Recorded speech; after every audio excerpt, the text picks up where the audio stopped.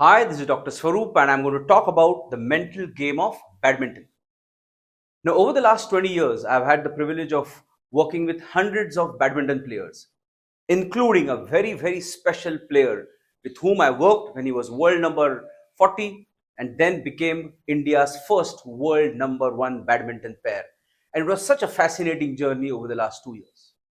And what I have recognized over these years of working with badminton athletes are three specific challenges that I want to talk about. The first challenge that players face, and this is across age group, is their inability to play the way they play in practice. That I have seen as the biggest challenge.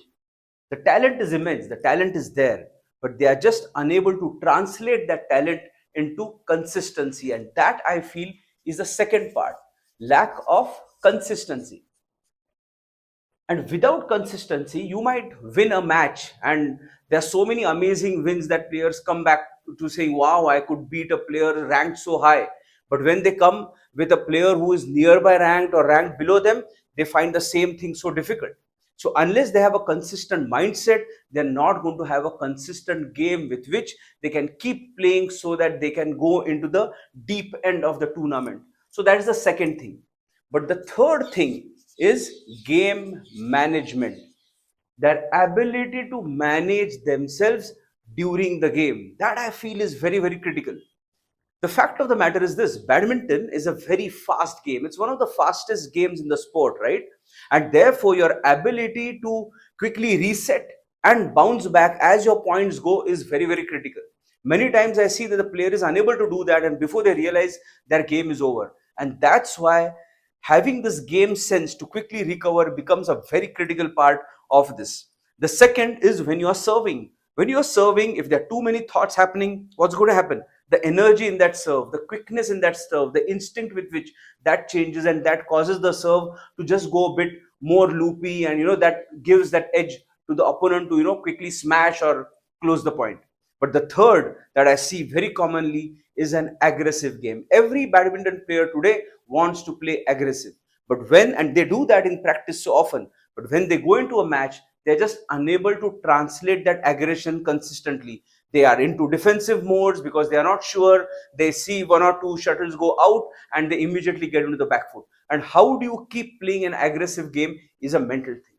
So if you realize, all of these are certain in game, at the same time there are certain off game challenges, right? How do you recover? How do you go from first game to another game by bouncing back in the right way? How do you manage yourself?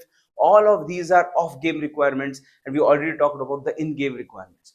And unless you have got specific strategies to work on your mental and performance needs, you're not going to be able to overcome these in a manner that you want to, right?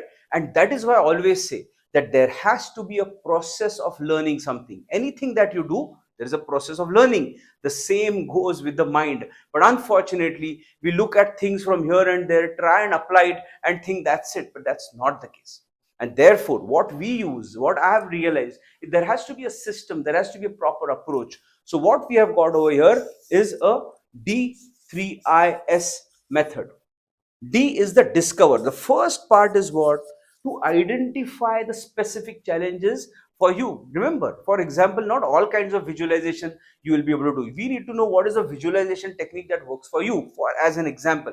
And there's so many other aspects that we need to discover about the athlete, about the person, the personality, his experiences, and then create a plan by which first we identify what are the mental tools and techniques that are going to work for it, then implement them over a period of time by practicing it over properly, and then you finally integrate them into your routine. And once you integrate into your routine, start playing, what happens? You automatically stabilize those processes and you start using them more naturally in your game. And as you do that, what's going to happen?